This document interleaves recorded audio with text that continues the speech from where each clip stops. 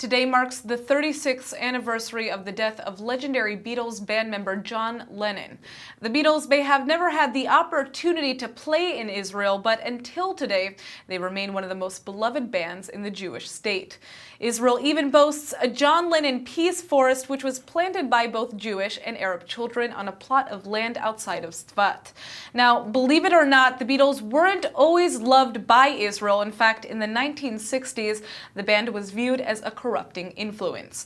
That is, until the beloved Israeli singer Naomi Shemer decided to re-adapt their music. Today, joining us in the studio is Dandan Galor, who is part of a musical duo who've made it their mission to celebrate the Beatles' influence on Israel. Thanks so much for coming in. Hi. So tell us first the name of your duo and a little bit more about your show. What kind of show is it? What makes it so special? Okay, so we are Dandan and Jan. These are our names and the name of the band as well. And the show is about the Beatles, and it's also about Naomi Shemer that you've mentioned. It's the combination of both Naomi Shemer, who's an Israeli poet, very, very important influence on Israeli poets, singer, songwriter Naomi Shemer. She wrote Jerusalem of Gold, very many important songs in Israeli culture, and the Beatles, which we all know. So these two really so important and loved icons are combined in our show together. Wow. Now, what inspired you to create this type of show? Well, I guess just our love for both these artists. We grew up as Israelis on the songs, with the songs of Naomi Shemer. And, a little bit later, at the age of maybe 15 or 16, we discovered the Beatles. And that was another, wow, whew, English, beautiful songs, beautiful melodies. And Naomi Shemer, as you said, she kind of embraced their music with the famous song Let It Be, which on the same melody of Let It Be, she wrote the song Lu Yehi, which later on she changed the melody for, but that was exactly the base for what she wrote. So she was also influenced by them.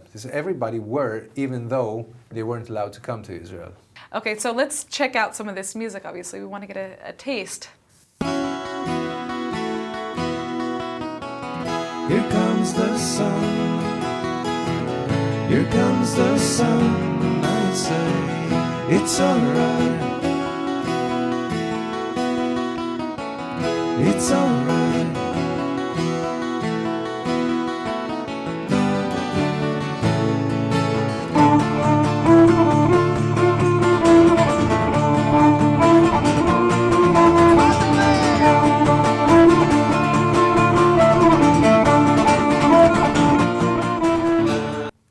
So it's beautiful, and everybody loves the Beatles. There's, I think anybody who hears these songs knows how to sing along with them, especially here in Israel. They're so loved. What kind of reaction have you gotten from people here in Israel, hearing you combine, both the Beatles and Naomi Shemer, who, in case our audience doesn't know, actually wrote and performed the famous song Jerusalem of Gold? Well, we get really amazing reactions. Many people are, when they hear Naomi Shemer and the Beatles, it's like, okay, or okay, what's the connection between this and that? And then we have to tell them, you have to come and see the show to realize. And in the end of the show, many people approach us and say that, wow, they actually saw the connection.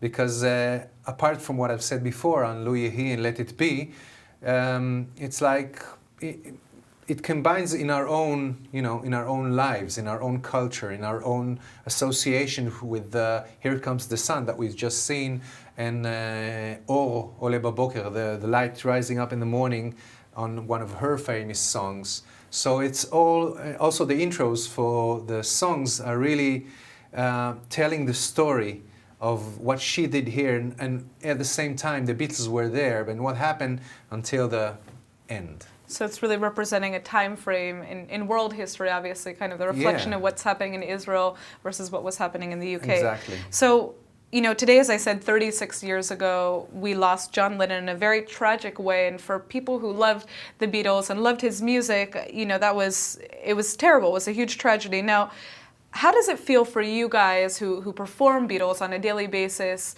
to be remembering this day today? Well, John Lennon is a great influence. Of course, the Beatles all are. John Lennon has this special thing of really going with his own thing, with his own truth the whole way. You know, if he's now for peace, then he's going on, you know, peace march, he's going on demonstrations.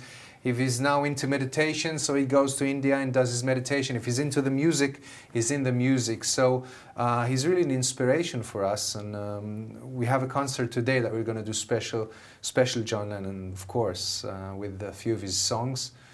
And it's just his personality. And I understand that you also, you like to do his voice, right, during your yeah, John concerts? Lennon, he speaks like that, you know. He's got this British accent. He's saying, you know, meditation has made me a better person. And I wasn't such a bad person before. Yeah, you see, you're the best. I think that's the best accent I've heard from an Israeli by far. So good job to you, kol hakavod. Now, you know, the show you're playing tonight. Where can we see you in the future if we're not able to make it to that concert? Well, we have a Facebook page, of course, Dandan en Yan, which we mention our shows, and we, you know, we upload all kind of things that we record, that we think, and the shows and CDs that we put out. Everything is there. And yeah, we're more or less performing all around Israel. Beautiful. So my final question for you is, why do you think Israeli music lovers connect so strongly to the Beatles? I mean, what is it about? I know the world loves the Beatles, but here in Israel, you know, the Beatles remains one of the top, most loved bands here until today. You know, it's a great question. Why does the Beatles, or why have they become such a legend? Because, you know, they're a great band, but there are many other great bands as well. I don't know if to say specifically about Israel. I know that Israelis have a good taste for music, definitely. We appreciate good music, we appreciate good melodies, good harmonies. And also something in the combination of the Beatles is like in the song of Naomi Shemer, Ala Dvash Vala Oketz, yeah, is the sting and the honey. It's like they have everything. John Lennon is the sting, you know, he's more the going inside and telling the cold truth in people's faces. And there's Paul McCartney with the beautiful love songs of the honey. It's something in the special combination between the four of them that made them so special. That's what we think. Absolutely. Well, it was wonderful to have you, and you know, for our viewers who are interested in checking out more of this beautiful duo online, go to the website that he told us. Thank you so much for coming in. Thank you very much for having us.